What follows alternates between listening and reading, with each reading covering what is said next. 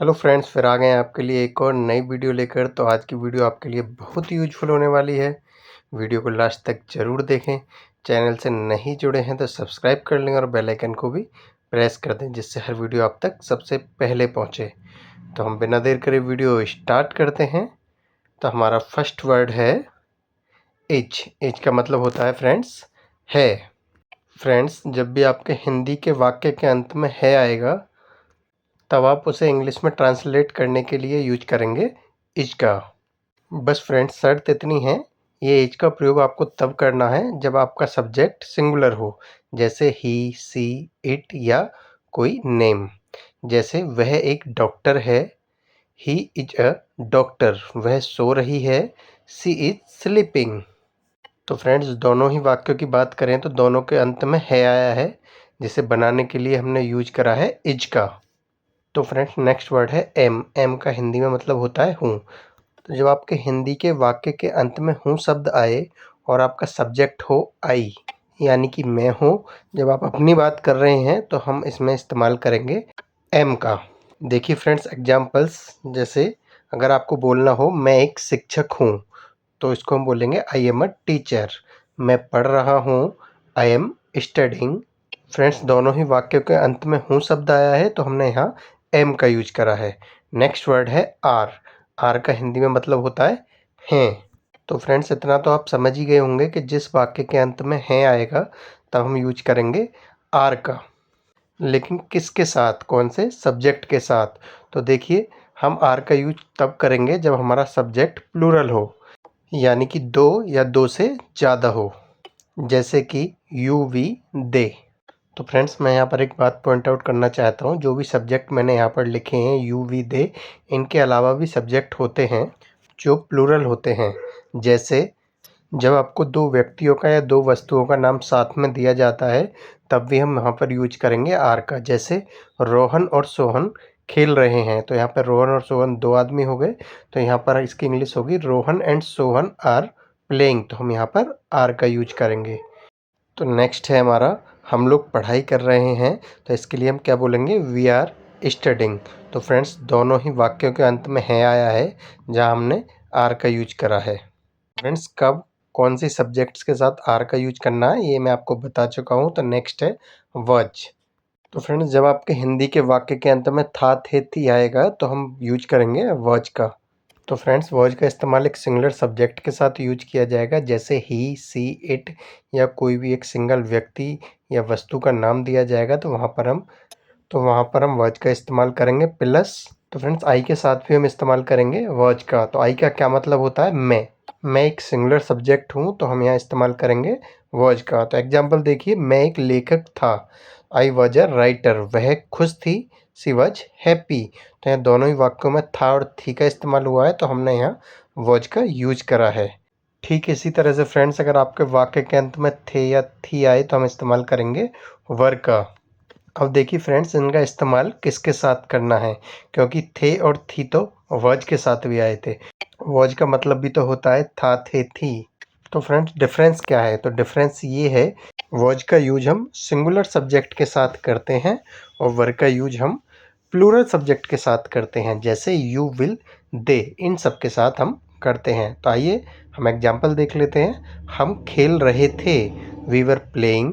दुकानें खुली थीं, द शॉप्स वर ओपन।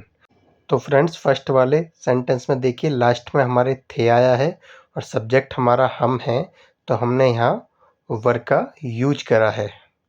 और दूसरे सेंटेंस में थी आया है, तो यहाँ पर हमारा सब्जेक्ट प्लूरल है, दुकानें खुली थी। इट मीन्स एक से ज़्यादा दुकान खुली थी। कितनी खुली थी ये हमें नहीं पता, लेकिन एक से ज़्यादा दुकान खुली हुई थी, तो हमने यहाँ पर वर का यूज करा है। आगे देखिए, जब आपके वाक्य के अंत में गा, गे, गी आएगा, तब हम इस्तेमाल करेंगे विल का। विल का इस्तेमाल सभी सब्जेक्ट्स के साथ होता है, चाहे आपका सब्जेक्ट सिंगुलर हो या प्लूरल।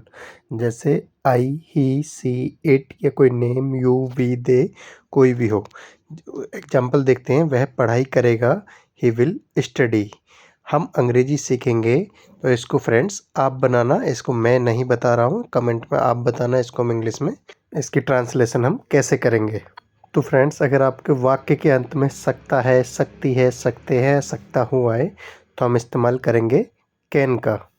देखिए, कैन का इस्तेमाल एबिलिटी यानी क्षमता को बताने के लिए किया जाता है, चाहे वो किसी की भी क्षमता हो, आपकी हो या किसी की भी हो। अगर आपके वाक्य में क्षमता की बात होती है डायरेक्टली या इनडायरेक्टली, तो वहाँ पर हम इस्तेमाल करेंगे कैन का। तो हम एग्जांपल देखते हैं, हम लोग यह कर सकते हैं, वी कैन डू दिस। क्या तुम ये कर सकते हो, कैन यू डू दिस। तो फ्रेंड्स, यहाँ दोनों ही वाक्यों में क्षमता की बात हो रही है। एक में आप बता रहे हैं कि यह हम कर सकते हैं, और एक में आप दूसरे से पूछ रहे हो क्या तुम यह कर सकते हो। इसीलिए फ्रेंड्स, हमने यहाँ कैन का इस्तेमाल करा है। और फ्रेंड्स, वहीं पर उसी पर्टिकुलर वाक्य में हम क्षमता की जगह परमिशन या रिक्वेस्ट की बात करते हैं, तब आप कैन की जगह इस्तेमाल करेंगे मे का।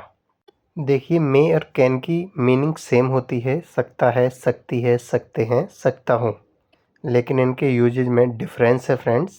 कैन का इस्तेमाल वहाँ पर होता है जहाँ पर आप क्षमता की बात कर रहे हों, और मे का इस्तेमाल वहाँ होता है जहाँ परमिशन या रिक्वेस्ट की बात कर रहे हों। जैसे, क्या मैं आपकी मदद कर सकता हूँ, मे आई हेल्प यू। यहाँ पर can I help you wrong हो जाएगा, क्योंकि यहाँ पर आप क्षमता नहीं बता रहे हैं, यहाँ पर आप किसी की परमिशन ले रहे हैं कि क्या मैं आपकी मदद कर सकता हूँ। तो इसके लिए बोलेंगे मे आई हेल्प यू। फ्रेंड्स, फिर इसके बाद है कुड। देखिए, कुड का इस्तेमाल दो तरह से होता है। फ्रेंड्स, पहला इस्तेमाल तो है इसका, अगर आपके वाक्य के अंत में सका, सकी, सके या पाया, पाई, पाए आता है तो आप इस्तेमाल करेंगे कुड का। और दूसरा इस्तेमाल कुड का ये होता है, जो कुड होता है ये कैन का ही पास्ट फॉर्म होता है।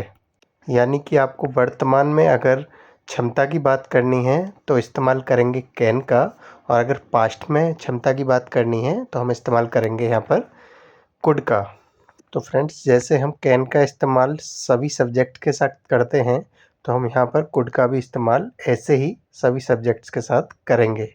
एग्जाम्पल देखिए, मैं यह नहीं कर सका, I could not do it. अगर हम इसे ऐसे बोले, मैं यह नहीं कर पाया, तो इसको भी हम I could not do it बोलेंगे। फिर है जा सकता है, जा सकती है, जा सकते हैं। देखिए फ्रेंड्स, यहाँ पर जो जाना है ये गो वाला जाना नहीं है कि मैं वहाँ जा सकता हूँ या मैं वहाँ जाऊँगा, ये वो वाला सेंस नहीं है। ये वो वाला सेंस है कि कुछ किया जा सकता है या ऐसा हो सकता है, या जैसे धोखा दिया जा सकता है। तो जब भी आपके वाक्य के अंत में जा सकता है, जा सकती है, जा सकते हैं आए और जाने का सेंस ना हो, तो कैन बी का यूज करेंगे। जैसे उसे धोखा दिया जा सकता है, ही कैन बी चीटेड। मतलब एक सिनेरियो बन रहा हो कि ऐसा किया जा सकता है, तब हम इस्तेमाल करेंगे कैन बी का। नेक्स्ट है हैव, मतलब पास है।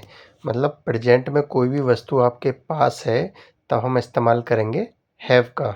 बस कंडीशन इतनी है कि हैव का इस्तेमाल हम प्लूरल सब्जेक्ट जैसे कि यू, वी, दे प्लस आई के साथ करेंगे।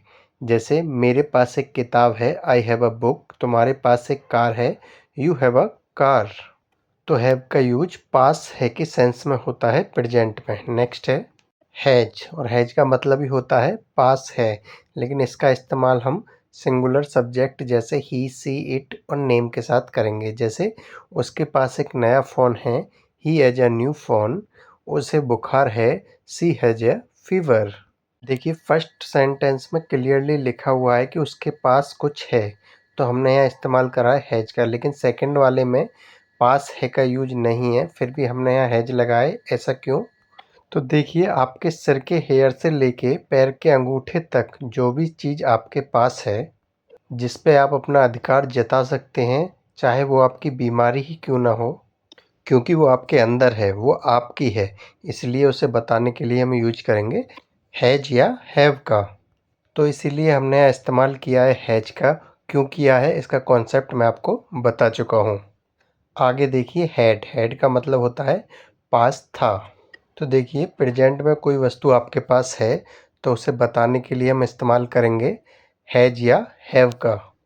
रूल्स किसके साथ इस्तेमाल होते हैं वो आपको मैं पहले ही बता चुका हूँ, लेकिन आपको पास्ट में बताना है कि कोई वस्तु आपके पास थी, तो आप इस्तेमाल करेंगे हैड का। और एक बात याद रखिए, हैड का यूज हम सभी सब्जेक्ट के साथ करते हैं, चाहे वो सिंगुलर हो या प्लूरल। आप सभी के साथ करेंगे। एग्जाम्पल देखिए, उनके पास एक कार थी, they had a car.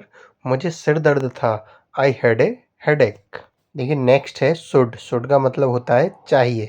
Should का इस्तेमाल हम वहाँ करेंगे जहाँ आपको किसी को एडवाइस देनी है या किसी से एडवाइस लेनी है, तब आप इस्तेमाल करेंगे शुड का। और इसका इस्तेमाल आप सभी सब्जेक्ट के साथ करेंगे, जैसे तुम्हें वहाँ जाना चाहिए, यू शुड गो देयर, मुझे यह नहीं करना चाहिए, I should not do this. Next है माइट। माइट का मतलब होता है जब आपको बोलना हो शायद ऐसा हो सकता है, यानी आपको पॉसिबिलिटी दिखानी हो या संभावना जतानी हो, तब आप इस्तेमाल करेंगे माइट का। अगेन माइट का यूज़ सभी सब्जेक्ट के साथ होता है, जैसे वह शायद जा सकता है, he might go, he might go.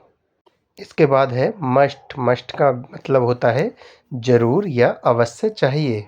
देखिए जब किसी को आप स्ट्रॉन्ग एडवाइस दे रहे हो तब हम इस्तेमाल करेंगे मस्ट का, जैसे तुम्हें वहाँ ज़रूर जाना चाहिए, यू मस्ट गो देयर। देखिए अगर आप बोलते तुम्हें वहाँ जाना चाहिए तो हम इस्तेमाल करते हैं मस्ट की जगह शुड का, और आपका सेंटेंस बन जाता यू शुड गो देयर। तो अगर आपको नॉर्मल एडवाइस देनी हो तो हम इस्तेमाल करते हैं शुड का, और अगर आपको स्ट्रॉन्ग एडवाइस देनी हो तो हम इस्तेमाल करते हैं मस्ट का। तो फ्रेंड्स आज की वीडियो में इतना ही। उम्मीद करता हूँ वीडियो आपको ज़रूर अच्छी लगी होगी। वीडियो पसंद आई हो तो लाइक करें, अपने फ्रेंड्स के साथ शेयर करना बिल्कुल ना भूलें। अगर आप अभी तक हमारे चैनल से नहीं जुड़े हैं, आपने हमें सब्सक्राइब नहीं करा है, तो सब्सक्राइब कर लें और बेल आइकन को भी प्रेस कर दें, जिससे हर वीडियो आप तक सबसे पहले पहुँचे। तो मिलते हैं आपसे जल्दी ही नेक्स्ट वीडियो में नेक्स्ट टॉपिक के साथ। Thank you so much.